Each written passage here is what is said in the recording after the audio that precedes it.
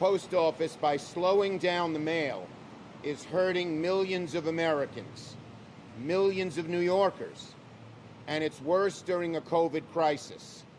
So many New Yorkers depend on the mail for their medicines.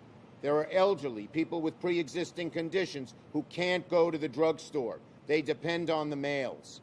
When that prescription is late, there's anxiety. I know.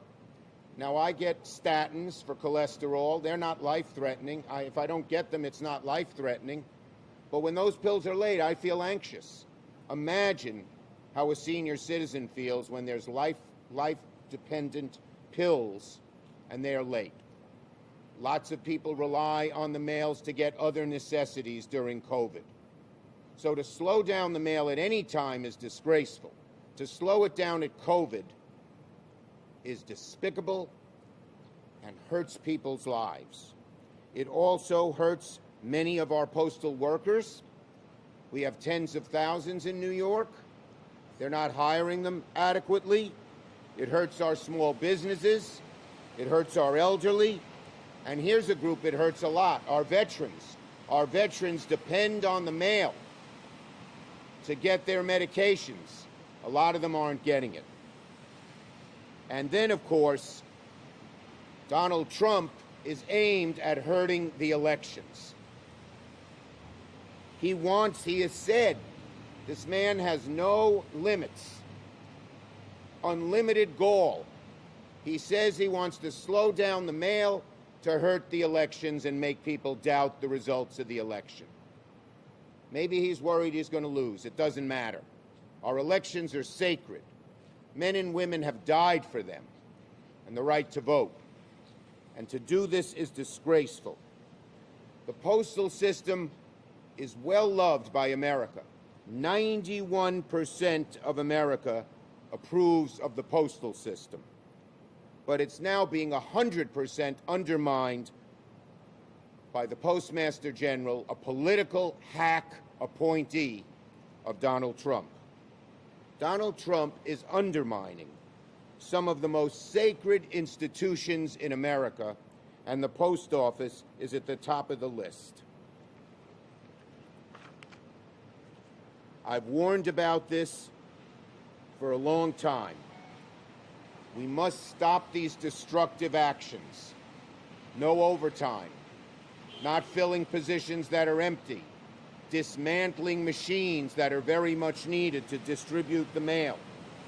And now, the goal to tell states to say that election ballots will not be treated as first-class mail, which they should, because our elections are sacred to America. The problem is President Trump, but it's also that political hack appointee, Mr. DeJoy. I called him 3 times to meet with him. He wouldn't meet with me. I then told Meadows and Mnuchin we're not negotiating any further unless he comes and sees us, because postal is part of our negotiations. I spent almost 2 hours with him, and I can tell you, Mr. DeJoy has a public be damned attitude. He said, I'm doing what I want, in so many words. So, we're demanding 3 things today to try and straighten out this situation.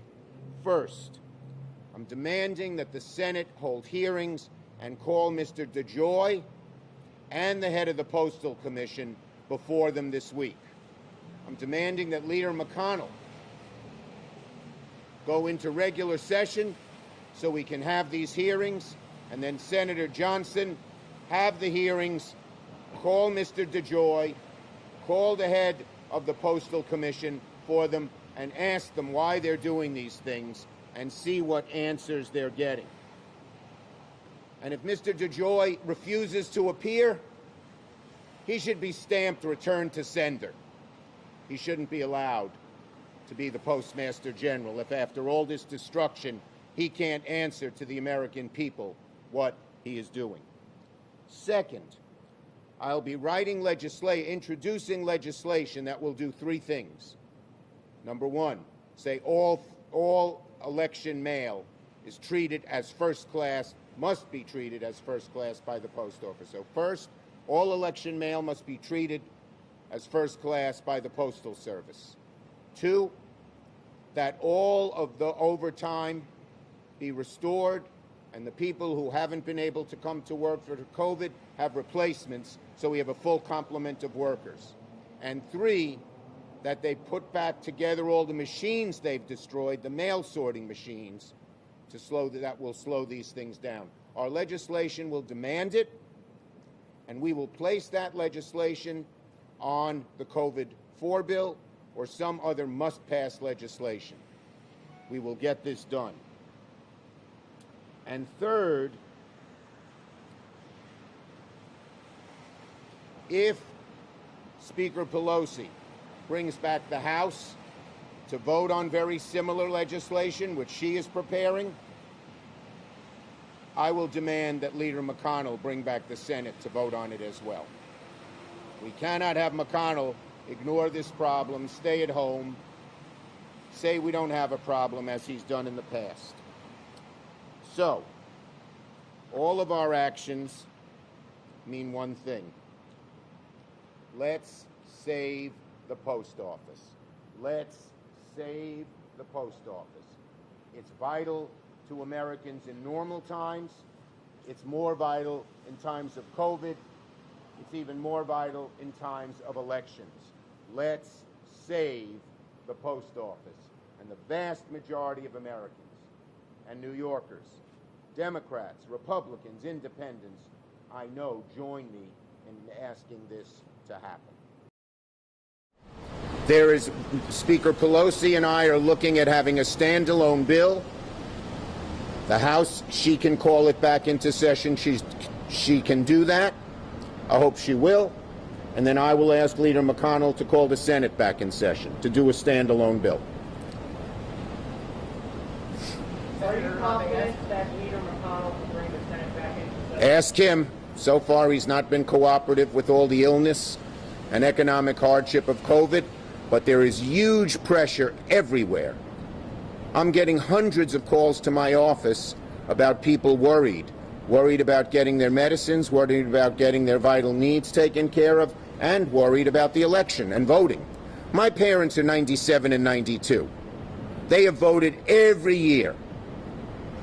My father would get home from work, come home from work. He was an exterminator, tired as he could be, but he would wait online to vote. Well, he's 97. He needs to vote by mail. And he, like millions of other senior citizens, doesn't want to be told, we're not going to treat your mail as first class and it might not get counted.